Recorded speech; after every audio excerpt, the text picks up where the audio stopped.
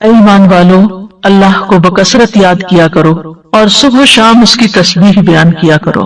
اللہ سبحانہ تعالیٰ اس آیت میں اہل ایمان کو حکم دے رہے ہیں کہ وہ اس کی حمد، تسبیح، تکبیر اور لا الہ الا اللہ کے ساتھ کثرت سے اس کا ذکر کیا کریں، یعنی اس کو بہت زیادہ یاد کیا کریں۔ ابن عباس رضی اللہ عنہ کہتے ہیں کہ اللہ نے ہر فرض کی کوئی نہ کوئی حد مقرر فرمائی ہے، یعنی صبح کے 2 فرض ہیں، شام میں 3 فرض ہیں، تو ہر فرض کی ایک حد ہے۔ رمضان کے روزے فرض ہیں تو 1 مہینے کے فرض ہیں۔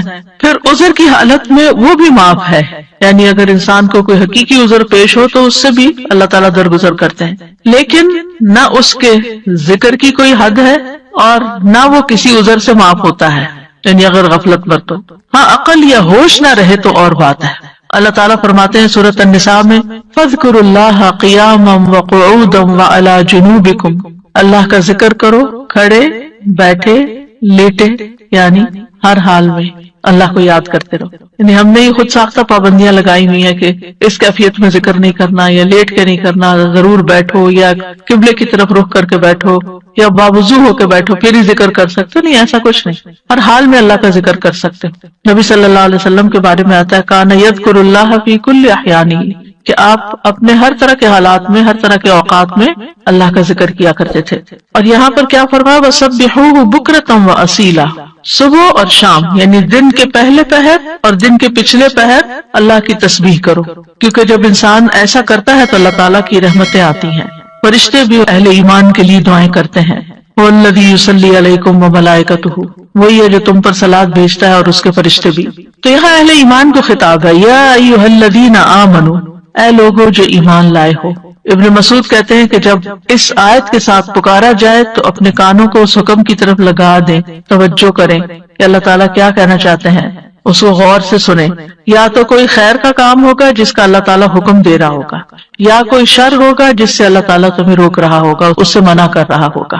تو یہاں پر یا ایھا الذین آمنوا کہہ کے کیا کہا گیا، اذکروا اللہ ذکرا کثیرا، صرف ذکر نہیں بلکہ ذکرا کثیرا، بہت کثرت سے اللہ کو یاد کیا کرو، کثرت سے اللہ کا ذکر کیا کرو، یعنی ہر طرح کے حالات میں اللہ ہی کو یاد کیا کرو، اور خاص طور پر تسبیح، تحلیل، تحمید، تکبیر۔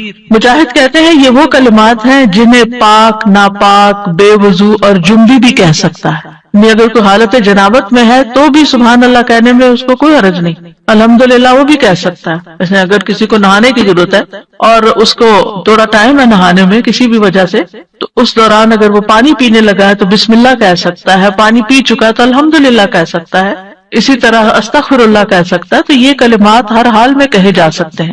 پھر دل کے اخلاص کے ساتھ ذکر کرنا چاہیے، یعنی ذکر کثیر کا معنی کیا گیا وہ ذکر جو اخلاص کے ساتھ کیا جائے، یعنی صرف کوانٹٹی میں ہی زیادہ نہ ہو بلکہ اس کی کوالٹی اچھی ہو۔ کوالٹی اچھی ہونے کا مطلب کیا ہے، دل سے کیا گیا۔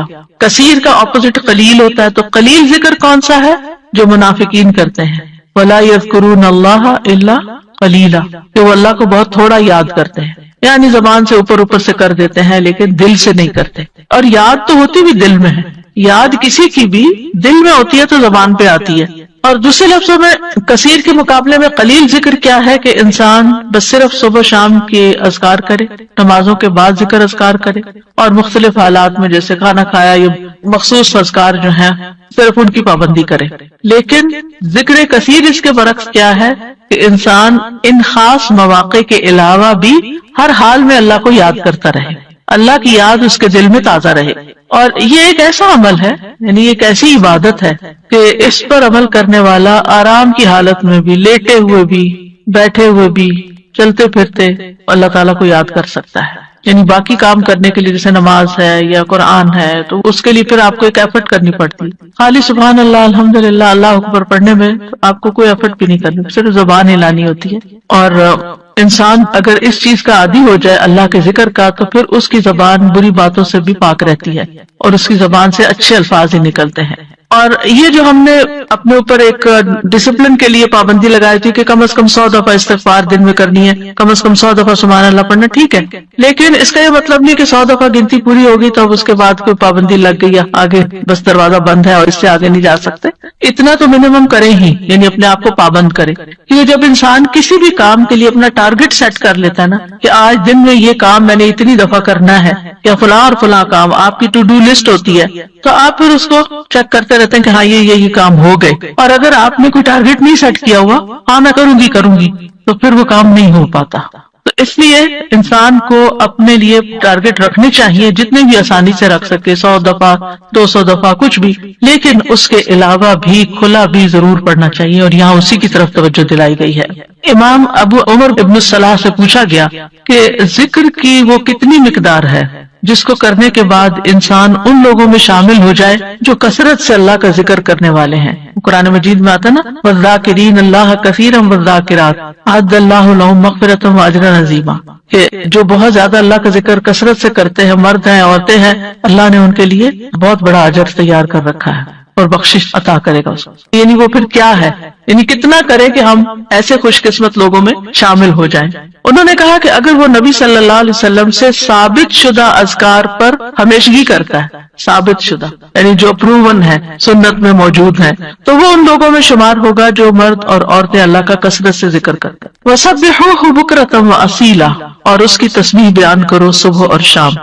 تسبیح کا مطلب ہے اللہ تعالیٰ کی ذات کو ان تمام صفات اور افعال سے پاک بیان کرنا جو اس کے لیے جائز نہیں، یعنی اللہ کو ہر عیب سے پاک بیان کرنا. اب دیکھیے کہ شیطان جو ہے نا وہ انسان کا دشمن ہے، اور شیطان انسان کے دل میں اللہ تعالیٰ کے بارے میں کوئی نہ کوئی بدگمانی ڈال دیتا ہے، کوئی نہ کوئی ایسے خیالات ڈال دیتا ہے کہ جو انسان کی عقل نہیں بھی مانتی اور اس کو پسند نہیں بھی آتے، لیکن وہ خیال گزر جاتے ہیں، آتے ہیں اور چلے جاتے ہیں، جن کو وسوسے کہا جاتا ہے. اور اس کا شکار ہر انسان ہوتا ہے کسی نہ کسی درجے پر. سورہ قاف میں اللہ تعالیٰ فرماتے ہیں وَنَعْلَمُ مَا تُوَسْوِسُ بِهِ نَفْسُهُ، اور ہم جانتے ہیں جو اس کا نفس اس کو وسوسے ڈالتا ہے. انسان کے اندر جو اندر سے اٹھتے ہیں یہ شیطان کی ڈالی ہوئی نجاست ہوتی. اب اس کا توڑ کیا ہو؟ کیا اب انسان پریشان ہو کے بیٹھا رہے؟ کچھ لوگ بے حد پریشان رہتے ہیں کہ ہمیں وسوسے آتے ہیں. وسوسے ہر ایک کو آتے ہیں، لیکن ان کا پیچھا نہیں کرنا چاہیے اور ان کو جھٹک دینا چاہیے. جیسے آپ کہیں سے گزر رہے ہیں، آپ کے کپڑوں پہ گرد و غبار پڑ گیا تو آپ کیا کرتے ہیں؟ جھٹک دیتے ہیں. بس وسوسوں کو جھٹکتے چلے جائیں، ان کو ٹھہرنے نہ دیں. دوسرا یہ ہے کہ اللہ سبحانہ تعالیٰ کی تسبیح بیان کریں کہ اللہ تعالیٰ یہ جو برے خیالات آتے ہیں آپ ان سب سے پاک ہیں. تو تسبیح اس کا علاج ہے، تسبیح اس کا اینٹیڈوٹ ہے. اور پھر خاص طور پر بکرتم و اصیلا، پہلے پہر اور پچھلے پہر، دن کے ابتدائی حصے میں اور دن کے پچھلے حصے میں. بکرا کا لفظ جو ہے یعنی عام طور پر علماء اس کو سورج نکلنے تک کے وقت کو بکرا کہتے ہیں، اس کو یوں ڈیفائن کیا گیا. اور اصیلا جو ہے عصر اور مغرب کا درمیانی وقت ہے، یعنی قبل طلوع الشمس و قبل غروبها، سورج نکلنے سے پہلے اور سورج غروب ہونے سے پہلے کا وقت جو ہے یہ اذکار کا وقت ہے. اور سبحوہ میں بعض علماء نے سبحہ کا مطلب یہاں نماز فجر اور نماز عصر بھی لیا ہے. تو ذکر کے بعد تسبیح کو خاص طور پر الگ سے بیان کیا گیا. دیکھیں آیت کے پہلے حصے میں کیا ہے، اذکروا اللہ ذکرا کثیرا، کثرت سے ذکر کرو، تسبیح اس کے اندر شامل ہے، لیکن پھر اس کو الگ سے بیان کیا گیا وسبحوہ یعنی تسبیح کرو، اس لیے کہ باقی اذکار پر اس کی فضیلت ہے. یعنی تسبیح کی خاص فضیلت ہے. یعنی کچھ ذکر ہوتے ہیں نا کہ جس میں انسان اللہ تعالیٰ کو یاد کرتا ہے، اللہ تعالیٰ کی بڑائی بیان کرتا ہے، اللہ تعالیٰ کی تعریف بیان کرتا ہے، وہ بھی بہت اچھی بات ہے.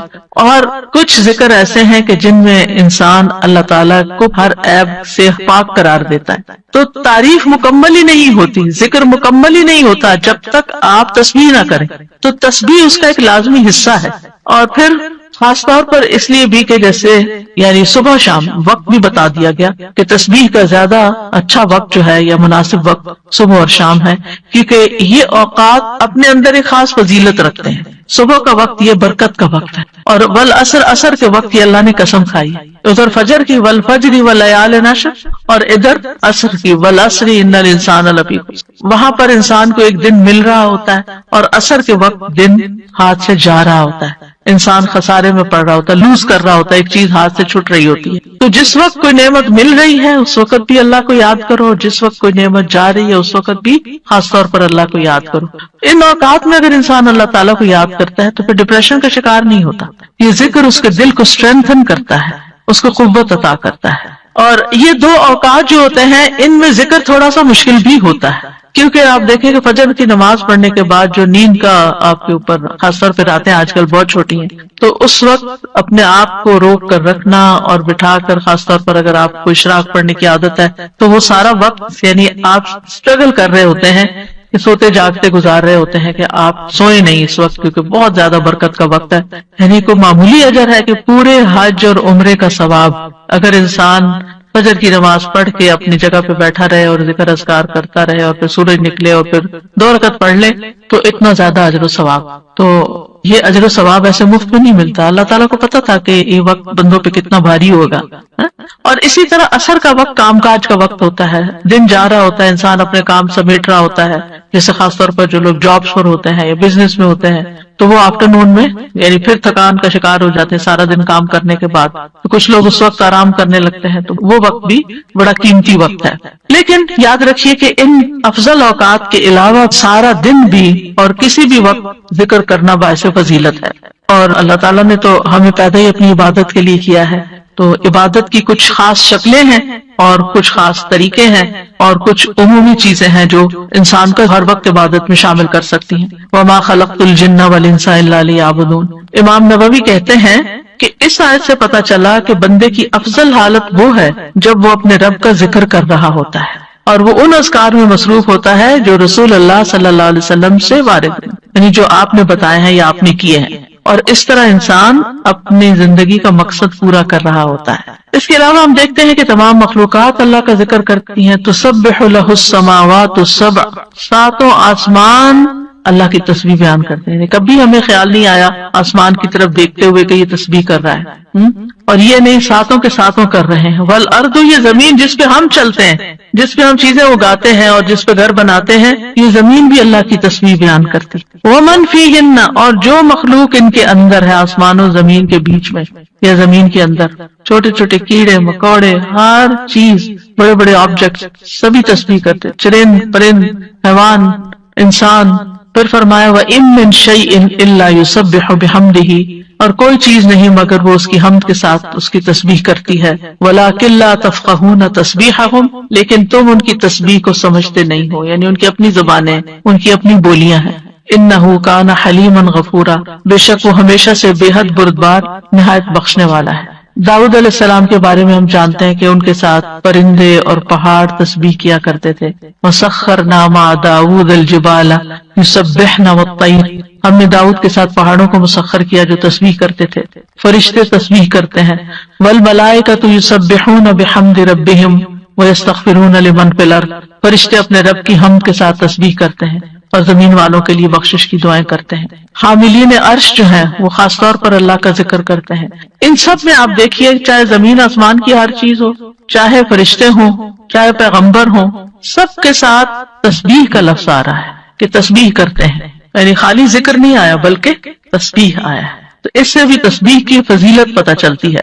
سبحان اللہ و بحمدہ سبحان اللہ العظیم، تسبیح بیان کرنا یعنی اللہ تعالیٰ کو ہر عیب سے پاک قرار دینا کہ اس میں کوئی نقص نہیں، کوئی کمی نہیں، وہ پرفیکٹ ہے، کوئی عیب نہیں، اس کا کوئی فیصلہ غلط نہیں، اس کا کوئی حکم، اس کا دین، ہر چیز صحیح ہے جو بھی اس نے بنائی ہے، پرفیکٹ بنائی ہے. تو الذین یحملون العرش ومن حولہ یسبحون بحمد ربہم، جو فرشتے عرش اٹھائے ہوئے ہیں اور جو اس کے ارد گرد ہیں سب اپنے پروردگار کی حمد کے ساتھ اس کی تسبیح کر رہے ہیں، یعنی سارے کے سارے تسبیح کرتے ہیں. اور جہاں تک ذکر کا تعلق ہے تو قرآن مجید میں ذکر کا لفظ بھی آتا ہے، یعنی عمومی ذکر تسبیح کے علاوہ جو بھی ذکر ہو، اللہ اکبر ہو، الحمدللہ ہو، لا الہ الا اللہ ہو، یا اور جو اذکار ہمیں بتائے گئے ہیں صبح شام کے. تو دیکھیے کہ مومنوں کی جو مختلف صفات بیان ہوئی ہیں ان میں صرف ذکر کے ساتھ کثرت کا لفظ آیا ہے، سورۃ الاحزاب کی آیت نمبر 35 ہے نا، ان المسلمین والمسلمات والمؤمنین والمؤمنات والقانتین والقانتات والصادقین والصادقات والصابرین والصابرات والخاشعین والخاشعات والمتصدقین والمتصدقات والصائمین والصائمات والحافظین فروجهم والحافظات والذاکرین اللہ کثیرا والذاکرات. یعنی ساری صفات اپنی جگہ ہے کہ وہ مسلمان ہیں، مومن ہیں، فرما بردار ہیں، سچے ہیں، صبر والے ہیں، عاجزی کرنے والے ہیں، صدقہ کرنے والے ہیں، روزہ دار ہیں، اپنی شرمگاہوں کی حفاظت کرتے ہیں اور اللہ کا کثرت سے ذکر کرتے ہیں. تو اس سے بھی اندازہ لگائیں کہ ذکر کی کتنی اہمیت ہے کہ ذکر میں کثرت چاہیے. باقی چیزیں تو اپنے اپنے وقت پر ہوں گی، لیکن اللہ کے پسندیدہ وہ ہیں جو ذکر میں کثرت کرتے ہیں. جیسا کہ سورۃ آل عمران میں آتا ہے الذین یذکرون اللہ قیاما وقعودا وعلی جنوبہم،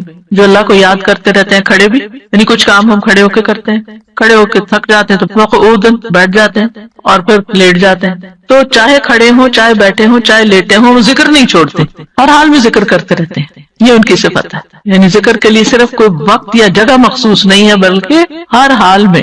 اور پھر جو اس کا اجر ہے، نبی صلی اللہ علیہ وسلم فرمایا کیا میں تمہیں تمہارا بہترین عمل نہ بتاؤں جو تمہارے مالک کے نزدیک اچھا اور پاکیزہ عمل ہے اور تمہارے درجات میں سب سے زیادہ بلند ہے؟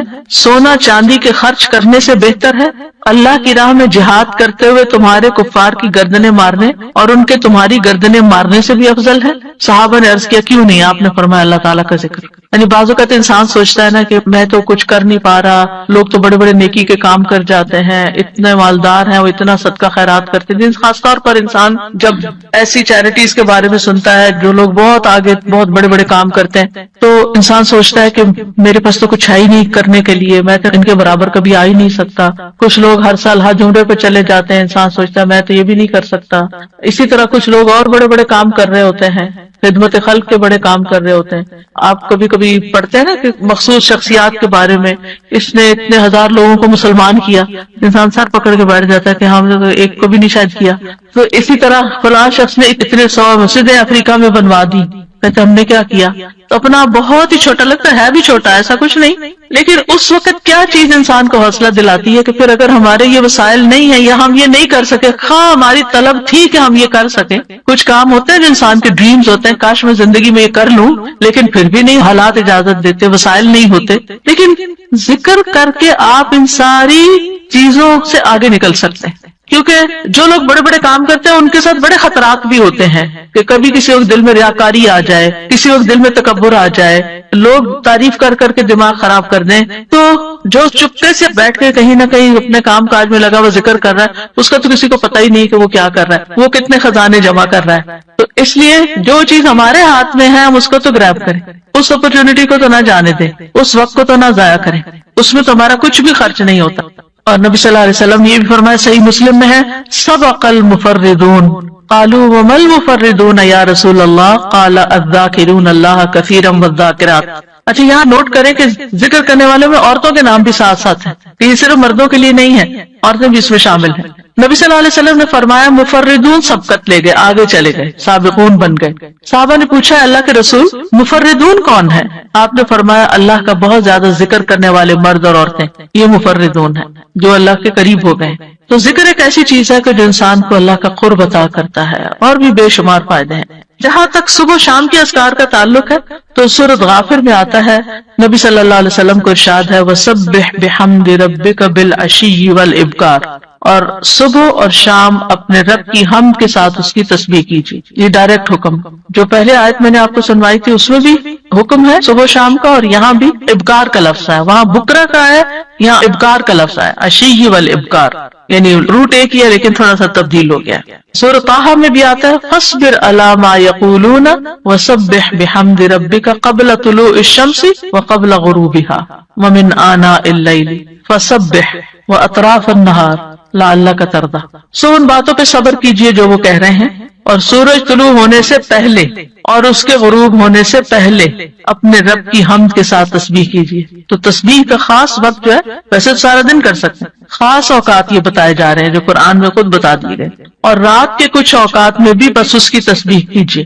رات کے کچھ اوقات میں جیسے حضرت فاطمہ رضی اللہ تعالیٰ عنہا کو نبی صلی اللہ علیہ وسلم نے تھکاوٹ کا علاج کیا بتایا تھا؟ تسبیحات. تو اپنا آخری کام تسبیح کیا کیجیے. نبی صلی اللہ علیہ وسلم خود بھی یعنی جب تک نیند نہیں آتی تھی تسبیح ہی کیا کرتے تھے, اور رات کے کچھ اوقات میں بھی بس تسبیح کیجیے, اور دن کے کناروں میں, تاکہ آپ خوش ہو جائیں. تو اس سے کیا پتہ چلتا ہے, یہ خوش ہونے کا نسخہ ہے, خوش ہونے کا راز ہے, اس میں خوشی حاصل کرنے کا ذریعہ ہے. یعنی اگر آپ چاہتے ہیں کہ آپ کا دل مطمئن ہو, خوش ہو, تو آپ کو ان اوقات میں لازماً تسبیح کرنی چاہیے.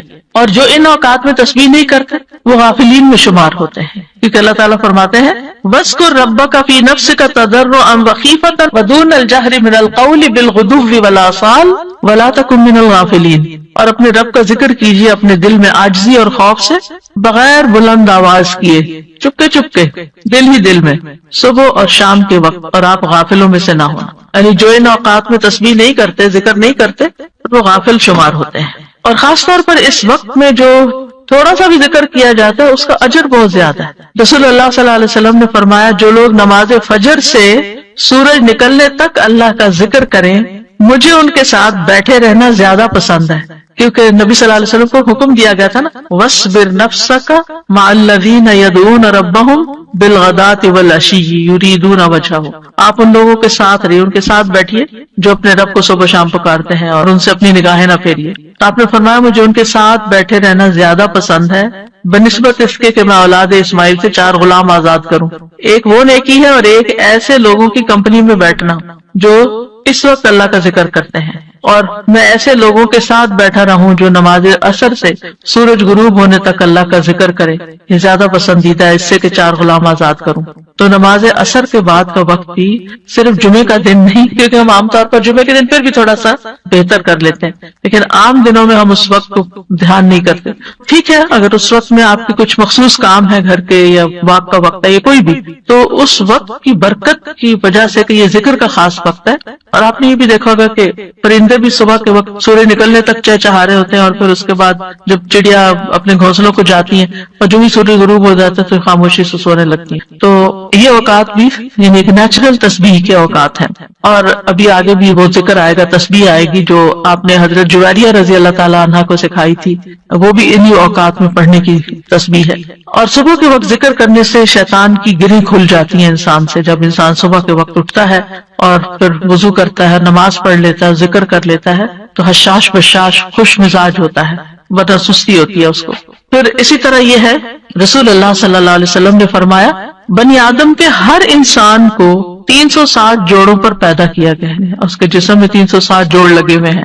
بس جو شخص اللہ اکبر, الحمدللہ, لا الہ الا اللہ, سبحان اللہ, استغفر اللہ کہے, لوگوں کے راستے سے پتھر یا کانٹا یا ہڈی ہٹا دے, یا نیکی کا حکم دے یا برائی سے روکے, تو یہ اس کے 360 جوڑوں کے شمار کے برابر ہے. اور وہ اس دن جب شام کرے گا تو اپنے نفس کو جہنم کی آگ سے دور کر لے گا. یعنی جو اپنے جوڑوں کا صدقہ روزانہ نکال لیتا ہے, اور یہاں مالی صدقے کے بارے میں بات نہیں ہو رہی, یہاں اذکار کی بات ہو رہی ہے خاص طور پر, یا کچھ کام ہے جس سے دوسروں کی تکلیف ہٹانا مقصود ہے, تو انسان اپنے آپ کو جہنم کی آگ سے آزاد کر لیتا ہے. ابن عثیمین کہتے ہیں کہ صبح و شام کے اذکار اپنے پڑھنے والوں کے لیے اس قدر وسیع, عظیم فوائد اور برکات پر مشتمل ہے کہ ان کا احاطہ نہیں کیا جا سکتا, ان کو بیان نہیں کیا جا سکتا. ان میں سے کچھ فائدے جیسے دل اور روح کی غذا ہیں ان اوقات کے اذکار. انسان کے دل کو سکینت ایک نصیب ہوتی ہے, ٹھہر جاتا ہے دل, ایک راحت محسوس ہوتی ہے, ایک مسرت محسوس ہوتی ہے. پھر اسی طرح دنیا اور آخرت میں امن اور سلامتی کا ذریعہ ہے, دنیا اور آخرت میں سلامتی کا ذریعہ ہے, کیونکہ پروٹیکشن کی دعائیں ہیں اس میں, حفاظت کی دعائیں ہیں. پھر خیر و برکات کے دروازے کھولنے کا سبب ہے. پھر چوتھی چیز ہے اجر و ثواب کے حصول کا ذریعہ ہے, یعنی بہت زیادہ اجر و ثواب ہے ان اوقات میں اذکار کا. پھر پانچویں چیز ہے شر کے واقع ہونے سے پہلے, یعنی کسی تکلیف کے آنے سے پہلے اور واقع ہونے کے بعد اسے ہٹانے کا ذریعہ ہے. ویسے بھی نبی صلی اللہ علیہ وسلم نے فرمایا نا, دعا اس مصیبت میں بھی فائدہ دیتی ہے جو واقع ہو چکی, اور اس میں بھی فائدہ دیتی ہے جو ابھی واقع نہیں ہوئی, جو ابھی مصیبت نہیں آئی. اے اللہ کے بندو دعا کو لازم کر لو. تو یہ صبح شام کی دعائیں ہی ہیں ایک طرح سے ان میں زیادہ تر. پھر ان اذکار میں انسان اللہ کی نعمتوں اور مہربانیوں کا اعتراف کرتا ہے, یعنی صبح شام کے اذکار جو ہے یہ اللہ کی پے در پے نعمتوں کا اعتراف ہے. جیسے سید الاستغفار میں کہتا ہے نا, ابو لک بنعمتک علیہ, اللہ جو تیری نعمتیں مجھ پر ہیں میں ان کا اقرار کرتا ہوں, اکنالج کرتا ہوں. اللہ تعالیٰ کی مہربانیوں اور اس کے احسان پر اس کا شکر ادا کرنا ہے. پھر ساتویں چیز یہ ہے کہ رب کے سامنے فقر اور عاجزی کا اظہار ہے کہ میں تو اس سے بے نیاز نہیں ہوں، تیری ہی پروٹیکشن چاہتا ہوں، تیری طرف رجوع کرتا ہوں۔ پھر آٹھویں چیز یہ کہ بندے کی اصلاح کے اسباب میں سے ہے، اور خاص طور پر دل کی اصلاح۔ اور دل کی اصلاح ہو نہیں سکتی جب تک دل میں اللہ کی محبت یا اللہ کے لیے محبت اور اللہ کی تعظیم اور اللہ کی بڑائی اور اللہ تعالیٰ کے پاورفل ہونے اور اس کے سارے جو اسماء و صفات ہیں ان پر یقین نہ ہو، اس وقت تک اللہ کی بڑائی دل میں نہیں آتی۔ ابن باز کہتے ہیں کہ جو شخص صبح شام کے اذکار پر حفاظت کرے، سچائی، ایمان اور اللہ پر بھروسہ اور اعتماد کرتے ہوئے یہ اذکار کرے، اور یہ دعائیں جن معنی پر دلالت کرتی ہوں ان کے لیے انسان کا سینہ کھلا ہوا ہو، تو یہ اسے جادو اور دیگر مصیبتوں کے واقع ہونے سے پہلے ان کے شر سے بچانے کا سب سے بڑا سبب، اور تکلیف واقع ہو جائے تو ان کو ہٹانے کا بھی سب سے بڑا سبب ہے۔ ان کو چھوڑنا نہیں چاہیے، کیونکہ بعض اوقات کوئی تقدیر نافذ ہونی ہوتی ہے تو انسان بھول ہی جاتا ہے یا سویا ہی رہ جاتا ہے یا کوئی بھی وجہ بن جاتی ہے اور انسان غافل ہو جاتا ہے اور اتنے میں وہ واقع ہو جاتی۔ ابن قیم کہتے ہیں کہ دعائیں اور تعوذات ہتھیار کی طرح ہیں، ہتھیار ہے۔ ہتھیار مارنے والے کی قابلیت اور صلاحیت کے مطابق اثر کرتا ہے، صرف تیز دھار کے ساتھ نہیں۔ یعنی آپ کے پاس کیسی بھی سوڈ ہو، آپ کے پاس کیسی بھی گن ہو، لیکن اگر آپ کو چلانی نہیں آتی تو فائدہ نہیں ہے۔ جب ہتھیار کامل ہو اور اس میں عیب نہ ہو، اور وہ بازو طاقتور ہو جو ہتھیار چلاتا ہے، اور رکاوٹ نہ پائی جاتی ہو، تو اس ہتھیار کے ساتھ دشمن کے لیے تاثیر واقع ہوگی اور وہ دشمن کو بھگا دے گا، زخمی کر دے گا۔ اگر ان چیزوں میں سے کسی میں کوئی کمی ہو جائے تو تاثیر بھی کم ہو جائے گی۔ کون کون سی چیزیں؟ ہتھیار بھی اچھا، عیب بھی نہ ہو، اور چلانا بھی صحیح آتا ہو۔ آپ نے عام طور پہ سنا ہوگا لوگ کہتے ہیں کہ ہم خود نہیں رقیہ کر سکتے، کسی راقی کے پاس جانے کی کیا ضرورت ہے، ہم بھی کر سکتے، بھی ضرور کرو، کسی نے منع تو نہیں کیا۔ لیکن بعض اوقات جو راقی ہوتے ہیں نا، ان کا جو یقین ہوتا ہے، ان کا جو انداز ہوتا ہے، ان کی جو آواز ہوتی ہے، اس کا اثر ہی کچھ اور ہوتا ہے۔ چلے رقیے کو آپ چھوڑیں، عام جو زبان میں بات کرتے ہیں، مثلا ایک شخص کہتا ہے ادھر آؤ، بچے کو کہتے ہیں ادھر آؤ، وہ سنتا ہی نہیں، تو اس کہتا ہے ادھر آؤ، تو وہ ڈر کے مارے آ جاتا ہے۔ کہنے والے کے کہنے میں بڑا فرق بھی ہوتا ہے اور اس کا اثر بھی فرق ہوتا ہے۔ کچھ لوگوں کی بات لوگ آسانی سے مان جاتے ہیں اور کچھ کی تو بالکل نہیں مانتے، ہم سب جانتے ہیں۔ گھر میں بھی عام طور پہ دیکھا گیا کہ ماں کی بات کا اثر اور ہوتا ہے، باپ کی بات کا کچھ اور ہوتا ہے، کبھی وائس ورسا بھی ہوتا ہے۔ لیکن یہ ہے کہ فرق ہے ایک بندے کے ذکر کرنے اور پڑھنے اور جن بھوت کو بگانے اور دوسرے بندے کے بگانے میں۔ جو خود ہی جنوں بھوتوں سے ڈرتا ہو وہ بگائے گا کہاں سے؟ تو جو ایسا کام کرنے والے ہوتے ہیں نا، اللہ نے ان کو خاص صلاحیتیں دی ہوتی ہیں اور خاص ٹیکنیکس بھی دی ہوتی ہیں اور سجھائی ہوتی ہیں، ان کے دل میں ڈالی ہوتی ہیں۔ بعض اوقات وہ کسی کو نقل نہیں کر رہے ہوتے، وہ جو ان کے دل میں آتا ہے اس کے مطابق وہ بیان کرتے جاتے، پڑھتے جاتے ہیں مریض کے حسب حال، کیونکہ ہر مریض فرق ہوتا ہے، ان کا ایکسپیرینس بھی فرق ہوتا ہے کہ کیا چیز فائدہ دیتی کیا نہیں دیتی۔ جب تک آپ کے ہتھیار صحیح نہ ہو نا، یعنی کہ آپ کے پاس اسکلز نہ ہو، اور آپ کا دل مضبوط نہ ہو، بہادری نہ ہو۔ استاذہ جی جیسے نا بچے آج کل نئی ٹیکنیک سے کوئی بھی ہو تو کہیں گے آپ کو تو یوز کرنا نہیں آتا، آپ متاثر کرتے ہیں نا آپ کو، یعنی کہ امپریس کرتے ہیں، اور جب آپ کو وہ چیز یوز کرنے آ جاتی ہے تو آپ خود حاوی ہو جاتے ہیں۔ اور اسی طرح ہی جب آپ کو پتا ہوتا ہے کہ آپ نے ہتھیار کیسے یوز کرنا ہے تو پھر آپ کی پاورز اور قسم کی ہوتی ہیں، اور یہی وہ طاقت اور وہ پاور ہے جس سے آپ نا شیطان کو بھگا سکتے ہیں۔ اور میں کہتی ہوں نا حضرت عمر رضی اللہ عنہ سے کیوں شیطان ڈرتا تھا، ان کے اندر وہ پاورز تھیں۔ بالکل سبحان اللہ۔ کبھی کبھی ایسا ہوتا ہے نا کہ آپ بالکل گھر میں اکیلے ہوتے ہیں، اندھیرا یا کوئی ایسی چیز ہوتی ہے تو انسان کے دل میں ایک دم خیال آتا ہے کہ یہاں کوئی ایسی چیز نہ ہو، تو آپ یوں کہہ کر اور آنکھیں کھول لیا کریں، اچھا کیا ہے، اگر کوئی ہوگی تو کیا ہوگا۔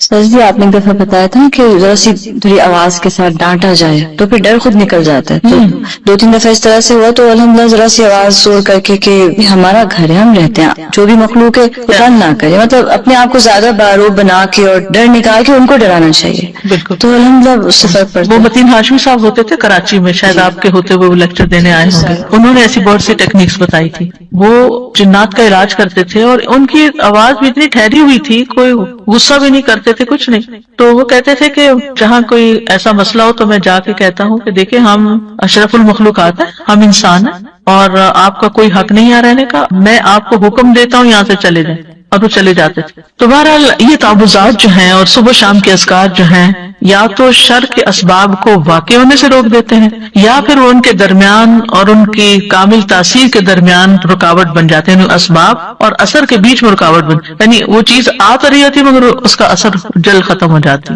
اور جتنا تعوذ کبھی ہوگا اتنا ہی اثر بھی کبھی ہوگا۔ دعا جو ہے وہ تقدیر بدل دیتی ہے۔ ابن عثیمین کہتے ہیں دعا تقدیر کو ٹال دیتی ہے۔ صبح شام کے اذکار، دعاؤں اور تعوذات کا ایک مجموعہ ہے اور دعا تقدیر کو ٹالتی ہے، اور اللہ کبھی تقدیر کا فیصلہ صادر کرتا ہے اور اس کے لیے ایک سبب مقرر کرتا ہے، سبب مقرر کرتا ہے، یعنی تقدیر نافذ ہونے کے لیے کوئی وجہ، ذریعہ جو اس تقدیر کے آگے رکاوٹ بن جاتی ہے. ٹھیک ہے، تو دعا بھی انہی اسباب میں سے ایک سبب، یعنی تقدیر بھی اللہ نے بنایا، وہ اتر رہی ہے تقدیر، اور اس کو ہٹانے کا سبب بھی اللہ نے بنایا ہے. اور وہ اسباب میں سے ایک سبب کیا ہے؟ یہ دعائیں، یعنی وہ آتی ہے اور دعائیں اس کو پیچھے دھکیل دیتی ہیں. اللہ نے یعنی صرف تقدیر نہیں بنائی، اللہ نے اس کو ٹالنے کا ذریعہ بھی بنایا ہے، اسباب بھی بنائے، اور دعا ان میں سے ایک سبب ہے. سمپل. امام نووی کہتے ہیں دعا مصیبت کو ہٹانے اور رحمت کو پانے کا ایک سبب ہے، یعنی ایک ہتھیار ہے. پہلے بات ہوئی نا کہ ہتھیار ہے دعا، جیسے ڈھال ہتھیار کے حملے کو روکنے کا سبب ہے، جیسے ڈھال تلوار کے حملے کو روکنے کا سبب ہے، اور پانی زمین سے نباتات اگانے کا سبب ہے. بارش ہوتی ہے تو زمین ہری بھری ہو جاتی ہے، یہ سبب ہے نا. زمین کے اندر پوٹینشل تھا، لیکن جب تک پانی نہیں آیا تو وہ دبی رہی، جب پانی آیا تو اس نے اپنا اندر کا سب باہر نکال دیا. ابن قیم کہتے ہیں ایک دفعہ شیخ الاسلام ابن تیمیہ کے پاس میں موجود تھا، انہوں نے صبح کی نماز پڑھی، پھر وہ بیٹھ کر اللہ کی عبادت کرتے رہے اور ذکر کرتے رہے. تقریباً آدھا دن گزر گیا. میری طرف دیکھا اور کہا یہ میرا ناشتہ ہے، اگر میں یہ غذا نہ کھاؤں تو میری قوت ساکت ہو جائے، کچھ کر نہ سکوں. آپ کو پتا 35 جلدوں میں انہوں نے لکھا ہے فتاوا، ان کے فتاوا کو اکٹھا کیا گیا، پوری شیلف بھر جاتی ہے، بلکہ اس سے بھی بچ جاتی کتابیں دوسری شیلف میں رکھنی پڑتی. تو ہم سوچئے کہ اتنے بڑے بڑے کام لوگ کس طرح کر جاتے تھے اللہ کی مدد کے ساتھ، اور اللہ کی مدد اللہ کے ذکر کے ساتھ آتی، اور خاص طور پر فجر کے بعد سونے کو جو ناپسند کرنا، کیونکہ وہ برکت کا وقت ہوتا تھا. ابن قیم کہتے ہیں سلف صالحین کے نزدیک یہ بات ناپسندیدہ اور مکروہ تھی کہ صبح کی نماز سے لے کر سورج کے طلوع ہونے تک انسان سوئے. یہ غنیمت کا وقت ہے، سورج نکل آئے پھر اپنا کام کاج کر کے اگر آپ دوبارہ ریسٹ کرنا چاہیں کیونکہ راتیں چھوٹی ہیں تو پھر اور بات ہے. یہ وقت رزق کے نازل ہونے کا اور رزق بانٹنے کا وقت ہے، اس میں برکت نازل ہوتی ہے. اب اس کے بعد صبح شام کے اذکار کے آداب جو ہے وہ کیا ہے؟ سب سے پہلی بات یہ کہ زبان اور حضور قلب کے ساتھ، دل اور زبان کی حاضری کے ساتھ ذکر کیا جائے.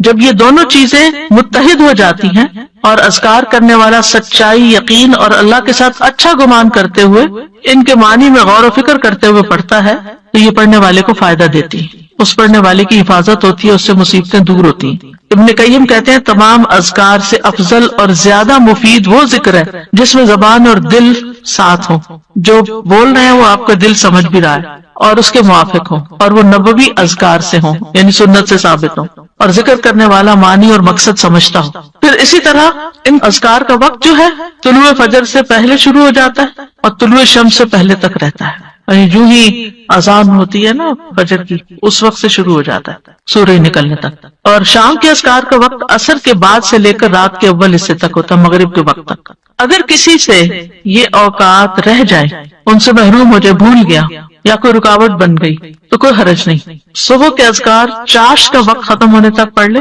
اور شام کے اذکار رات کے 1/3 حصے تک پڑھ لے، لیکن یہ رخصت ہے، اصل وقت ان کا سورج نکلنے سے پہلے اور غروب ہونے سے پہلے کا ہی. ابن باز کہتے ہیں سنت یہ ہے کہ صبح اور شام کے اذکار اور دعاؤں کو ان کے وقت میں ادا کرنے کی حفاظت کی جائے. جب ان کا وقت ختم ہو جاتا ہے تو وہ ثواب بھی ان کے وقت کے ساتھ ختم ہو جاتا ہے جو اس وقت سے متعلق تھا. اب صبح شام کے اذکار میں سب سے پہلا ذکر آیت الکرسی کا ہے. آیت الکرسی کیا ہے؟ اللہ لا الہ الا هو الحی القیوم آخر تک. صبح شام آیت الکرسی پڑھنے سے حفاظت ملتی ہے، یعنی حدیث سے بھی ثابت ہے، خاص طور پر جنات کے اثر سے بچاؤ ہوتا ہے. آیت الکرسی میں آپ دیکھیں اللہ سبحانہ تعالیٰ کا تعارف ہے، اس کے اسماء و صفات ہیں. قرآن کریم کی کوئی اور آیت ایسی نہیں جس میں اللہ تعالیٰ کے اتنے نام اور صفات بیان ہوئی ہوں. اس میں اللہ کا ذاتی نام اللہ بھی آیا اور تقریباً 27 صفات اور افعال وغیرہ آئے ہیں. سب سے پہلے اللہ تعالیٰ کی الوہیت کا ذکر ہے، اللہ لا الہ الا ہو، کہ وہ الوہیت میں اکیلا ہے. پھر الحی القیوم، اور یہ دونوں نام ان کو اسماء اعظم بھی کہا گیا ہے. حی زندہ ہے، نہیں اس کو کبھی موت نہیں آئی، کمال صفات میں سے، اور قیوم قائم رکھنے والا کمال افعال میں سے. بعض لوگ یہ سوال کرتے ہیں نا کہ اللہ تعالیٰ کو کس نے پیدا کیا، تو اللہ سبحانہ تعالیٰ کی کوئی بگننگ نہیں ہے جیسے ہماری بگننگ ہے اور ہمارا ایک اینڈ ہے. نہیں، اللہ کیسے؟ اس میں آپ دیکھیے کہ ٹائم کا کریٹر اللہ ہے، تو جب ٹائم ہی نہیں تھا تب بھی اللہ ہے. یہ مہینے اور سال کس نے بنائے اور ان کی نشاندہی کس سے ہوتی؟ سورج سے. ایک وقت تھا کہ سورج نہیں تھا، دن اور رات نہیں تھے، مہینے اور سال نہیں تھے، اللہ تعالیٰ اس وقت بھی موجود تھا. هو الاول، وہی اول ہے.